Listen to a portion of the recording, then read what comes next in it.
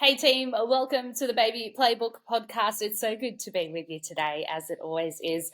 And I really appreciate you taking the time to listen today in the chaos of what's going on, whether you are currently pregnant, thinking about having a baby, going through all of the process, or you are in the thick of it at the moment in those first 6 months or the first year, and it's all happening for you.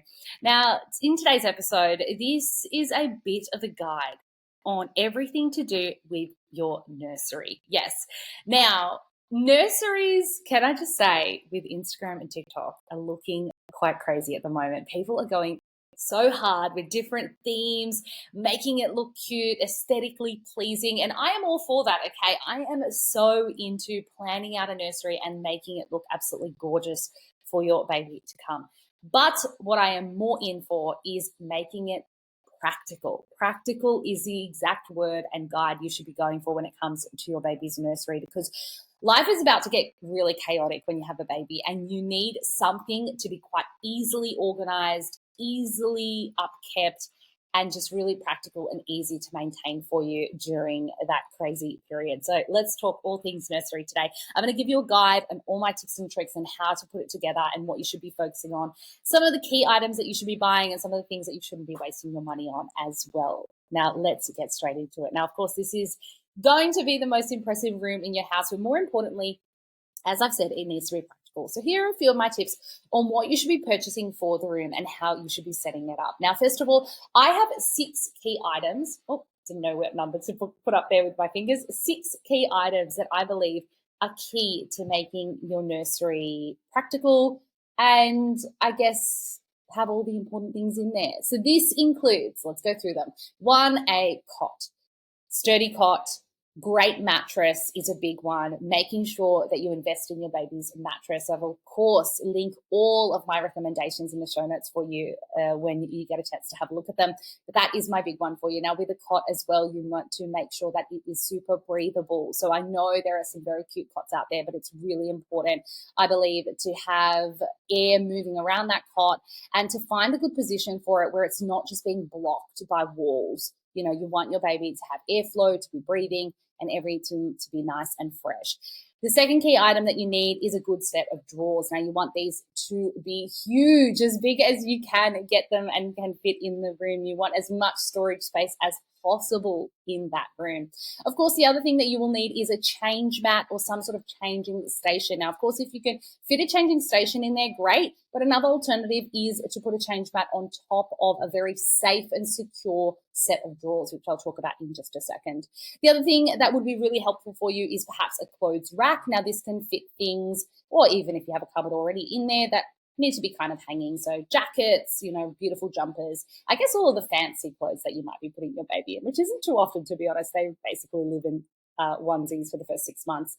The other thing is a nursing chair. So think about where you would like to be nursing your baby, and if it is easy to do this in the nursery, then make sure you have a really good quality nursing chair, something that's super comfortable, super supportive, and of course just makes things easier for you. And then of course the number 6 is a nappy bin, because I mean, self-explanatory. Things get stinky. You want it to be self-contained. You don't want to be always, throwing out nappies every second of the day. So if you get a good nappy bin where over the few days it can all store up in there, no smell is coming out, and it's also super practical. All right, so here are a few tips that I want to get into when it comes to focusing in on your nursery. Ensure you finish it before your 3rd trimester. I mean, it just becomes too much. Everything becomes too much effort. Once you get into your 3rd trimester, you'll become tired. You are physically tired and you are sleeping uncomfortably. And it's just sort of stress that you want to have in your life. And of course, I've spoken in previous episodes about how you can use your 3rd trimester to get other things organized, like meal prepping, stocking up your pantry, organizing your appointments. So I think a nursery, getting that done and dusted within the first 2 trimesters would be really helpful. And it's also something really exciting that you can do during that time. Now, when organizing your baby's clothes, I am a huge fan of a drawer or bucket system. Now, let me reiterate this to you. You will not, I repeat, not have time to fold your baby's clothes. This just does not happen. There is no time for that. So you need to have some sort of a system where you can hide a bucket of clothes or a set of clothes. I use a cupboard in the nursery, and inside that I have buckets And each bucket is allocated. So I have one for singlets, onesies, a bucket for bottoms, a bucket for tops, a bucket for socks, for hats, and accessories. And I go in and I know exactly what bucket I'm going to. I choose one top, one pant, one pair of socks, smack it on the kids. Fancy clothes, of course, can go onto your clothes rack, as I've explained. So that's a separate section. Now, on that clothes rack, of course, you can find these clothes rack really cheap online on Amazon, these little flat pack ones. Not only does it look cute, but you can also hang all of those jackets, those jumpers, those overalls, anything that can't really be folded can go there. And it really does help you. During the first few months, you get so many outfits gifted to you, and trust me, you're not going to use half of them. But one way in which you can utilize them is having them actually on display, reminding you what's out there, what you can get the baby in. So that's really helpful, that beautiful clothes rack where you can have all of the fancy dress on there. And what you can do is you can get a cute basket and pop it under the rack, and you can put all your baby's shoes in there. So you have all of those on display as well, and you can really utilize them and make the most of it. Now, continuing on the topic of clothes, I swear by this storage system. I have sworn by it with my kids, my two kids. I was about to say first two kids, but who knows if number three is coming. But it is a way to make sure you are containing the amount of clothes that come through.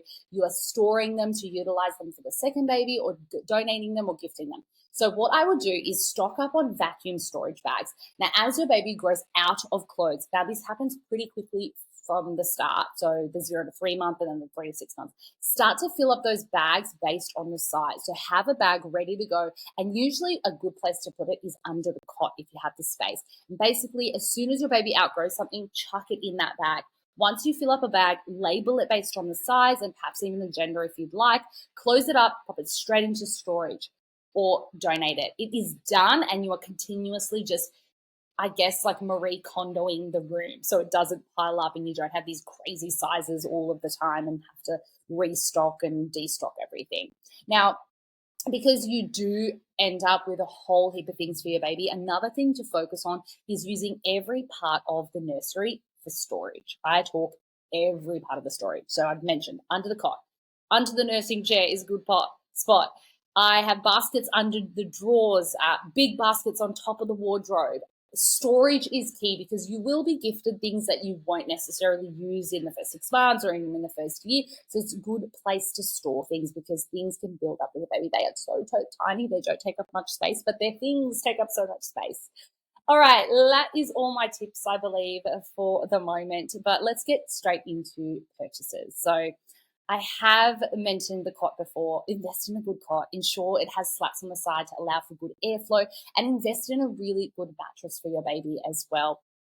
The cot mattress, it really does have to be something that can be comfortable for the baby. They could be in this cot for 2-3 years. It's a really long time. So just make sure that it's something that you'd like to sleep on as well. Fully in a ring, not foam mattress, something with great quality behind it. Okay, so let's talk about your baby monitor. My big tip here is don't overthink it. We spent months looking into baby monitors here and there. What was a good price? What are we looking for in a baby monitor? Don't overthink it. Just purchase a monitor that's really easy to attach to your crib and works also for all of the needs that you want it to. So audio and video is, of course, the two big ones. Now, I'm a big fan of the Cubo monitor. It has been a real great part of our family journey. Of course, we've had 2 kids now, so I've really loved having both of the kids up on the same monitor and being able to check in on both on the same screen. It's really, really easy to set up, and we still use it with Noah in his room. It actually looks really cute with that little bird on his bedstand. So that's a big one of mine. If you're looking for something that's a little bit more portable, the Lollipop Smart Baby Monitor is also a great one. It's really easy to attach to the crib, and it's really easy to take while traveling around. So that is another recommendation of mine. Let's talk about a change mat. First of all, buy one that you can wipe. Okay, no cute cotton basket one you saw on Instagram. I'm talking really practical, something that you can wipe and sterilize. The Leander mat is pretty pricey, but it's so durable and it also really looks good. So I think it ticks 2 boxes there. Now, be prepared for winter. If you do not have air conditioning, you can heat your baby's room up, of course, with a safe heater. Depending on how fast it heats the room, just adjust those settings. and more importantly is your next purchase. I swear by this baby product. It's actually not a baby product, it's just a general product, but it's something that someone recommended to me when I had a baby. It is called a heater mate. So this is like a thermostat that connects to your heater and keeps the baby's room at a consistent temperature all night. So you set it to the temperature that you want. If it ever drops below that, it will automatically turn the heater on to warm things up. It's super genius. You can use it just in your everyday life, but I think it's such a great investment for a nursery because it just saves you that stress. I remember my husband and I getting up and thinking, oh, it's gotten really, really cold. Let's go switch the heater on. And then you wake up and you're like, oh, it's a bit hot, and then you go switch the heater off. So it saves you from, day and night having that electricity bill go through the roof as well, having the heater on consistently all night. Ensure it is, of course, compatible with the heater that you have. You can look that up, and I will link it in the show notes. The other really important thing to have in your room alongside this is a smoke alarm. Your smoke alarm needs to be tested and working, and such an important part of making that room safe for your child. A fan is also a great investment if you don't have air conditioning, of course, keeping that air flowing in the room on a really hot day. My big tip here is to position the fan on the opposite side of where they're sleeping and facing the wall. So this means that the air isn't blowing directly on them, but it's still cooling and circulating around the room. All right, now a big one for you mamas trying to figure out your baby's sleep. I am a huge fan of blackouts. Now, I ended up installing these crazy blackout blinds in Noah's room, I remember, and I still swear by them because that room was pitch dark. I remember buying all the blackout blinds on the market, the ones that, have the like little suction cups and you put them on the window. Those didn't quite work. All of the window crept through the sides. I remember putting foil on the window as well, which looked quite dodgy.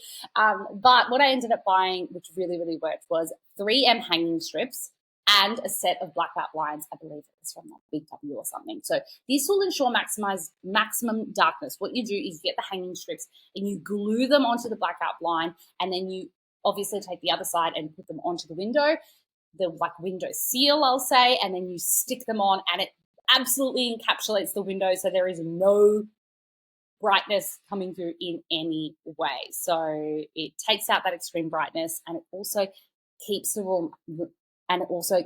room nice and cool as well. Now let's talk nappy bin. You don't necessarily need to buy a specific nappy bin system. Just make sure whatever bin you use is the one that closes shut and any sort of horrid smell can't escape. That's just really the only box you need to tick. Refills are pretty expensive, however, so another option is to buy scented nappy bags, and when a number 2 is done, it goes straight into the bag and you throw it out. But you can also buy nappy refill systems off Amazon that are kind of a bulk system, and you get a lot more of those nappy bin material out of one particular roll. So look into those as well. Now, when it comes to your nappy change station, I've mentioned this before, to save space in the nursery, you can secure a change mat on the top of baby drawers if they're of a safe changing height, and have that basket next to it filled with nappies, wipes, cream, and anything else you need for quick changes if space is an issue for you.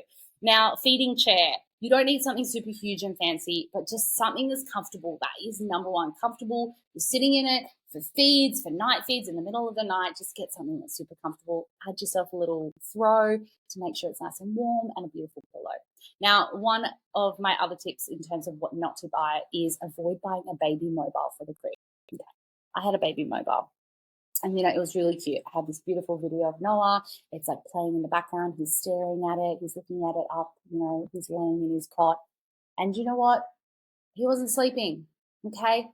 A mobile for the crib is just entertainment. So they ain't going to take their nap if they are listening to music and looking at little animals traveling around. So don't buy one. Someone's probably going to buy you one. And then you can take that cute video and then detach it from the crib. Okay. All right. Now, when it comes to your nursery, I also have one other thing I want to talk about. If you have the opportunity, set up a really basic second nursery at your family's house. So this could be your parents, your partner's parents, somewhere where you'll be spending a lot of time, and somewhere where you can get the baby used to sleeping in another environment. This helps to prepare for later for sleepovers as well. And it just lets you, I guess, take out the worry and stress of getting home all the time for naps and for your baby's sleep at night. So purchase like a really cheap secondhand cot, a change table, fill a basket with some changing essentials. It doesn't have to be fancy or anything. It can even be part of another room there, perhaps a spare room they have or an office. That's really all you need. It'll really help when traveling back and forth to their place, allowing you to avoid, lugging around a porta cot several items, have nappies there already stocked up, have, a sleeping bag, all those sorts of things that you need. It's just really easy to set up and have ready for you when you're out and about with your baby and you're trying to get some normalcy back into your life. So that is my, I guess, nursery episode. Everything that I want to provide you when it comes to tips and tricks and purchase recommendations. As I mentioned, I will have everything in the show notes for you, as I always do. I love having your company on this podcast, so thank you so much for tuning in to the Baby Playbook. I hope I'm answering some of the questions that you've been Googling lately when it comes to babies. Hey, if you love this podcast, I would love to hear from you. Can you please give it a great rating on the podcast platform that you are listening to it on? It would really help share this podcast with other parent-to-bees or perhaps parents who are right in the thick of it at the moment and provide them with the answers that they're searching for as well. Love to have your company. Can't wait to speak to you next week.